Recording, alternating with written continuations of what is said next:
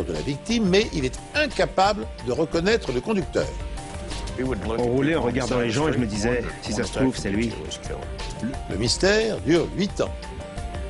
Jusqu'à ce qu'une paire de baskets et un appel passé depuis un téléphone portable relancent l'enquête. J'ai tout de suite vu que ce n'était pas un meurtre comme les autres. Bonjour, soyez les bienvenus sur ce plateau pour 2 nouvelles affaires des enquêtes impossibles. Certaines affaires sont étranges ou insolites, d'autres tortueuses au point de nous paraître invraisemblables. D'autres encore semblent extraites d'un mauvais roman, tant elles nous semblent alambiquées. Mais l'histoire que je vais vous raconter maintenant défie la raison tout simplement. À tel point que les policiers ne parviendront à la prendre au sérieux qu'au bout de 15 ans d'une enquête acharnée.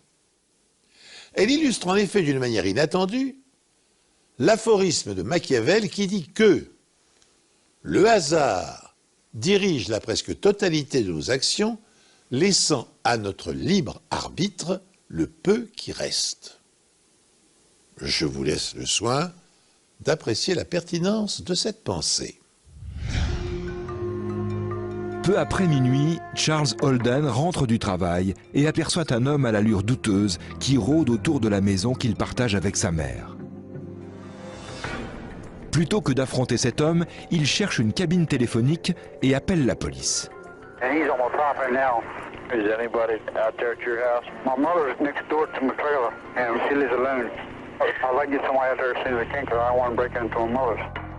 Lorsque les policiers arrivent sur les lieux, ils découvrent que la vitre de la porte de derrière est brisée.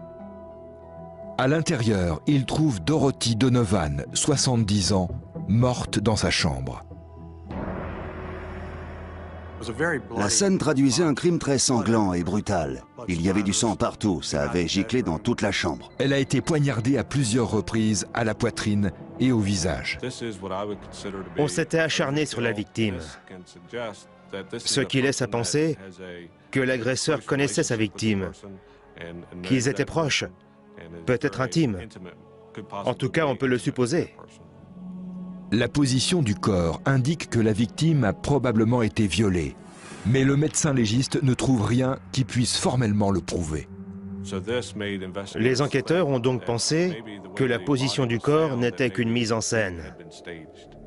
Aucun objet de valeur n'a été volé et le porte-monnaie de Dorothy n'a pas été touché.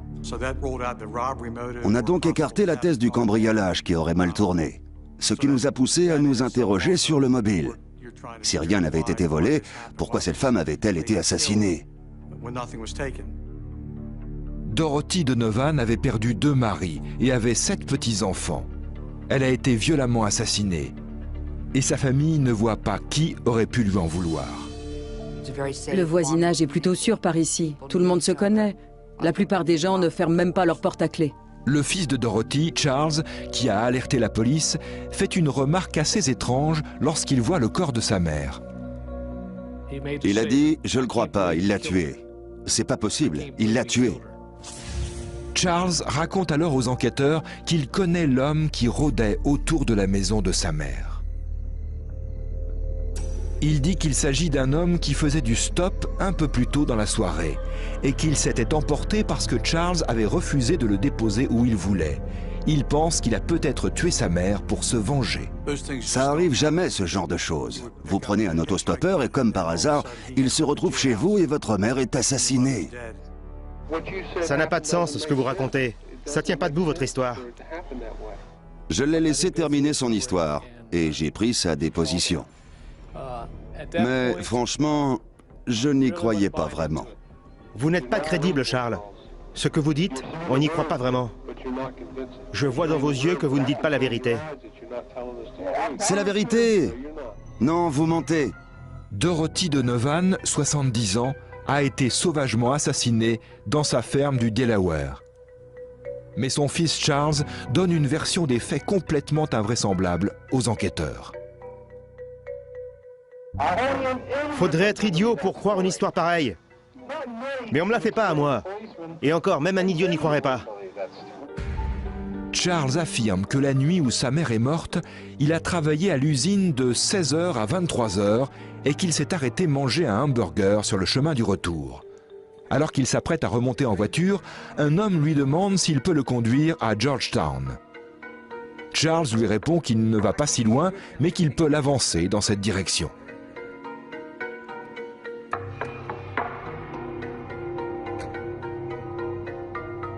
Au bout de quelques kilomètres, Charles annonce à l'homme qu'il ne va pas plus loin et qu'il le dépose ici. Sa maison est à moins d'1 kilomètre et il ne veut pas que l'autostoppeur sache où il habite. Mais son passager se met en colère. Charles sort de son véhicule. L'homme attrape un tournevis qui se trouvait par terre dans la voiture et les deux hommes continuent de se battre à l'extérieur. Charles affirme que l'homme l'a menacé de le tuer s'il ne le conduisait pas à destination. Charles fait mine d'accepter, mais il se précipite dans sa voiture et verrouille les portes. Charles a réussi à démarrer avant que l'autostoppeur ne puisse s'installer sur le siège passager du véhicule. Il s'est alors enfui, laissant l'autostoppeur sur le bord de la route. Choqué par ce qui venait de se produire, Charles affirme avoir erré en voiture pendant un long moment plutôt que de rentrer directement chez lui. Il voulait éviter d'aller directement chez lui parce qu'il avait peur que l'autostoppeur le voie et sache où il habite. Environ 20 minutes plus tard, Charles arrive devant chez lui. À sa grande surprise, il aperçoit l'autostoppeur qui rôde autour de sa maison. Il décide alors d'appeler la police. Charles Holden a-t-il été pris de court pour se construire un alibi? Car avouez-le, son explication est grotesque. À l'en croire, l'autostoppeur avec lequel il aurait eu une altercation se serait rendu chez lui à pied. Et pour se venger, sans connaître son adresse, il aurait fracturé la porte d'entrée avant d'assassiner sauvagement sa mère. Les policiers n'en croient pas un mot. C'est pourquoi, pour confondre Charles Holden, leur principal suspect, ils poursuivent leur collecte d'indices. L'autopsie de Dorothy Donovan va-t-elle leur fournir une preuve de sa culpabilité? Le légiste n'a jamais pu clairement déterminer l'arme qui avait été utilisée. On sait seulement que c'était un objet tranchant, probablement un tournevis ou un couteau. Les enquêteurs se sont posé beaucoup de questions. Ils se disaient que l'histoire de Charles Holden ne tenait vraiment pas debout. Lorsque Charles termine sa déposition, les policiers ne se gênent pas pour lui donner leur opinion. Vous nous dites qu'un Afro-Américain vous a agressé à un carrefour C'est la vérité. et qu'il a assassiné votre mère quelques minutes après. C'est ce que vous voulez nous faire croire. Mais moi, je vous dis que ça ne tient pas la route. Je ne vois pas comment cet homme aurait pu marcher du carrefour jusqu'à chez vous et tuer votre mère le temps que vous fassiez le même trajet en voiture. C'est totalement impossible, Charles. J'y crois pas une seconde. Comment l'autostoppeur pouvait-il savoir où habitait Charles? Après tout, il y a d'autres maisons dans le voisinage. Il aurait marché plus d'1 kilomètre et aurait comme par hasard tourné dans la bonne rue. Son histoire était difficile à croire.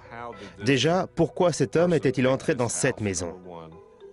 Et une fois dedans, pourquoi avait-il tué cette femme qui dormait? Il a certainement dû être surpris quand je l'ai accusé d'avoir quelque chose à voir dans la mort de sa mère. Mais c'est comme ça que je voulais mener l'interrogatoire, parce que sa version des faits n'était pas logique. Ce n'était pas plausible que ça se soit passé comme ça. Les enquêteurs découvrent alors qu'il pourrait s'agir d'une question d'argent. Peu avant sa mort, Dorothy avait contracté une assurance vie en cas de décès accidentel. Et Charles en était le bénéficiaire. Charles Holden avait des difficultés financières à l'époque des faits. Il avait contracté des dettes au cours de l'année précédente pour faire vivre sa ferme. S'il touchait l'assurance de sa mère, il pouvait les rembourser. Autre fait incriminant, Charles refuse le détecteur de mensonges. Qu'est-ce qu'il avait à cacher? S'il n'avait vraiment rien à voir avec la mort de sa mère, pourquoi refuser? Lorsque quelqu'un refuse de passer au détecteur de mensonges, ça éveille toujours les soupçons. On se dit, qu'est-ce qu'il essaie de cacher? Il n'a peut-être pas tué sa mère, mais il sait peut-être qu'il l'a fait. Votre mère ne méritait pas de mourir en croyant que quelqu'un, avec qui vous vous étiez battu 20 minutes plus tôt à un carrefour, avait retrouvé sa maison pour aller la tuer. Votre mère ne méritait pas ça. Les enquêteurs ne mettent pas longtemps à trouver des preuves sur la scène de crime. Vous mentez, Charles. Mais non! Sinon, on ne serait pas là. On ne ferait pas ça si on croyait que ça s'était passé autrement. J'ai rien fait. On a des preuves. Et quelles preuves? La preuve en question se trouve sur la rampe d'escalier chez Dorothy. Il y avait une empreinte de paume pleine de sang sur la rampe, qui s'est révélée un indice crucial pour l'enquête. C'est votre empreinte? Non! Mais si. C'est pas mon empreinte. Là, c'est la peine de mort. Il existe d'autres traces de doigts ensanglantés dans la maison, mais elles ne sont pas aussi nettes. Même si elle était partielle, l'empreinte était bien nette. On n'avait pas toute la paume, juste une petite partie de la paume. Cette affaire rocambolesque est-elle proche